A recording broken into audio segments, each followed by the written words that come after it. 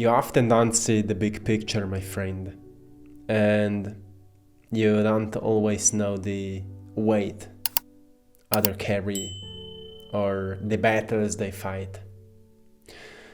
So sometimes when you meet with other people and you offer them kindness, you don't know how much it changes them. You don't know what happens in their hearts. So when sometimes you feel that you are not treated the way you would deserve, just ask yourself, have you treated others the way they deserve? Have you been an example of what you want to see in your life? Because people are going through battles in their hearts and their minds are chaotic. Most people are overthinking almost everything. And if you're the wise one, the one that sits down with your thoughts, with your emotions, reflects a little bit, it means that you're already above average, which means that you're already more aware than most people. And this kind of awareness holds responsibility. And the type of responsibility that you hold is not measured in wealth, in a sense like you will be richer because you're this kind of aware. But you will be wealthier with life because suddenly you're not treating other people the same way as everybody else. You treat them with kindness. You treat them with compassion. You treat them with awareness. You give them an ear to listen. You speak to them more truthfully. You give them honesty. And this is a big gift. As you give people that kind of a gift, this is true wealth. People will see you differently because they will notice there's something different about you. And what they will notice is that you are not like everybody else. You're not like everybody else because you're not repeating the words as everybody else. You're not just giving them some hope or giving them some positive feedback. You truly listen, and that's what's the most healing about conversations with you. And most probably you feel it, but you felt confused why people don't notice it, or why you're not rewarded by it, why God doesn't reward you, or universe doesn't reward you for your kindness. But sometimes you don't see rewards because people don't come to you and say thank you for your kindness. And most people will never come to you and say, hey, thanks for that conversation. It really changed my life. You see, since that day, I've started living differently. Most people will not come to you and say something like that. But one day, you will maybe meet someone who will be completely changed. And that person will say to you, hey, because of what you said to me back at that time, like 3 years ago, I really thought about it, and it put me onto a different path.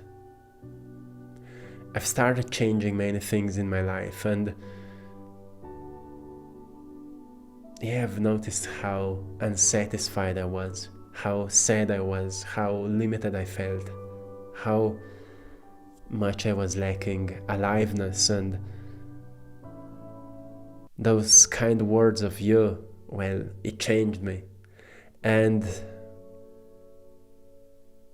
either you experience it or not, know that you are changing lives. You're changing lives with your kindness. Sometimes you mistake your kindness for people-pleasing, or sometimes your kindness turns into people-pleasing because it's not coming from the right reason. You see, ancient Greeks had a word, logos. It was translated into a word. Word actually comes from logos. And in one translation, it means divine reason. So word is a divine reason that creates order.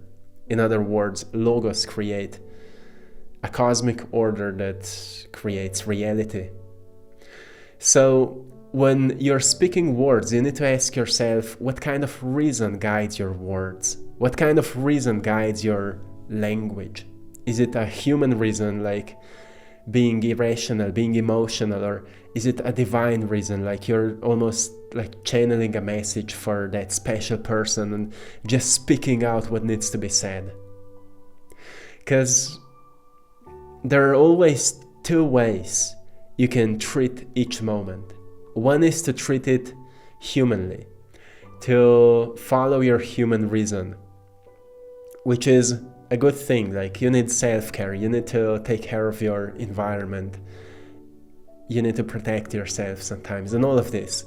But then the second one is divine reason. Divine reason is when you experience a higher calling. It is like an intuitive pull towards something that needs to be done, like a divine righteousness sometimes for something that you don't understand, your mind can't comprehend, but you know it must be said, and the word will follow it. So when you ask yourself, like, why sometimes I please others, it's because you are coming from your human nature. You don't want to hurt someone, even though maybe it would be important to say what they need to hear, right? So divine nature says to you, be truthful, but your human nature says to you, I don't want to offend them. So you just need to pay more attention from what kind of standpoint, from what kind of state you're speaking, from what kind of state you're doing something, from what kind of state you are treating others. And that's when you will be able to decide more wisely what is the most needed at that certain particular moment. So no, my friend, you don't see the full picture. You don't always know the weight others carry on their battles they fight. But understand this, your current actions and words usually create changes you would wish to see. They're making them, but the timing is different than you would expect. And as I said, there's very little people, small amount of people that will truly come to you and say thank you. But don't be discouraged if people don't say anything to you. You're not doing it to receive something. You are doing it because you're practicing to be a giver, to be a doer. And first of all, you're practicing because you're practicing yourself, your character, you're strengthening yourself as a doer, as a giver. Secondly, because you want to be an example that other people would treat other people the way you treat them. So if you treat them with kindness, you're setting an example of a kind individual, which is a beautiful thing. And it's already a reward of itself because you're paving a new way that's uncommon in society but necessary. So all you need to know is to recognize the reason that is guiding you. Is there a divine reason for it, or is there perhaps just your human reason? That's when kindness turns into pleasing or into seeking of confirmation and validation or justifying something. You don't need none of that because you're already justified. You're already validated by life because you exist. But I know these words don't change much. But you need to acknowledge them. You need to acknowledge your worth, recognizing that you are already enough. You're already good enough, and you can't do anything to be more enough than you are. It's just a mental game. You're already enough because you're here. But you need to find a part of you that is pure, that is unpoisoned, and recognizes that divine will, that will of life that is pushing you forward for constant self-evolution, constant becoming of something greater that can be created out of this moment and out of yourself right now. To recognize that, well, if my body works well right now, maybe the purpose of this body is for me to evolve it, to work even better in the future, or to stretch my talents even more, to sharpen my skills even more, to be even more kinder, to be even wiser, to be even better at this craft. Why? Because, well, maybe if we're living in this third dimension of limitation, maybe my job is to stretch the limits of my body, to stretch the limits of my mind, to stretch the limits of my soul, and let's see what happens if I push the boundaries of what I think that is possible for me. And let's see what happens, because suddenly you're not so aware anymore of what's going wrong, because you pay more attention to what could be done better. What could be done better through you, not by someone else, when someone else will finally give you something. When you focus more on the path, on your work, on your doing, and less on when something will finally reward you, you will see that doing is already a reward. Because suddenly you stop doing things that don't feel so right, that don't bring you any long-term satisfaction, and you start doing more of what already felt right. And this is how you notice the divine will, the pull from above you that is taking you upward spiral evolution, where you become more of it and less of you. And you recognize that the only real spiritual thing here is for me to discover what I'm capable of, and then being less of my old habitual self and more of my capable self, living more in sharpness and less in the fog, being more organized and less chaotic, but also being more spontaneous and less anxious. And again, it's a dance. It's a dance because you don't know where there's the perfect line in between. There is no perfect line in between. One day you will feel chaotic, and then chaos will teach you, oh, I need some order. I need to organize my routines. Then you organize them and you feel a bit stuck, like there's lack of spontaneity. So I need to ease myself up a little bit. And then you ease yourself a bit too much, and you start to dwell into your bad habits. So you recognize, oh no, I need a bit more discipline and a bit more of good habits. And you again structure yourself a bit too much, and you become a bit too strict with yourself, and you recognize, no, I need to be more spontaneous. And this is the dance we are speaking about. This dance is, well, it's life. It's a river. It's emotion. But this is really teaching you.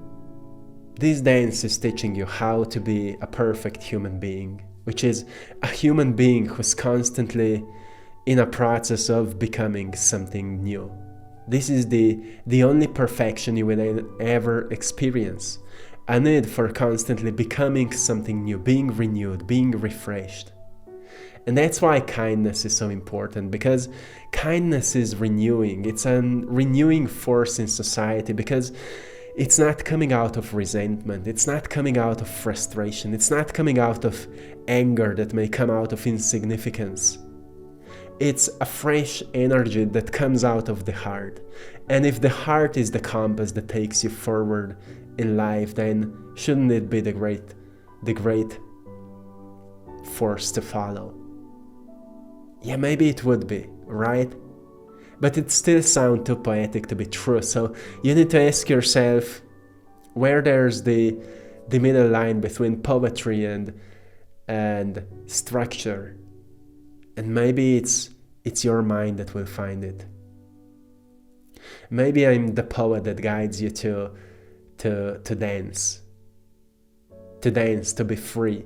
But then it's your intellect that must structure this understanding into something valuable for you. And then you are the one that will practice it, and practice makes perfect, right? Today's beginner is tomorrow's master, and you can only master yourself the way that you begin today. So don't try to look for a message that will make more sense to you, but rather practice the dance and see where it takes you. Be kind, my friend. I will leave you here. I hope you found great value for today. I'm sending you all lots of love, blessings, and power. I hope you've enjoyed in today's painting as well. Today we are a bit more poetic, and I feel that's beautiful. We need that. So thank you so much for your support, supporting my art on AttractPassion.com. I truly appreciate you all, my friends. I love you all. And till next time, one love.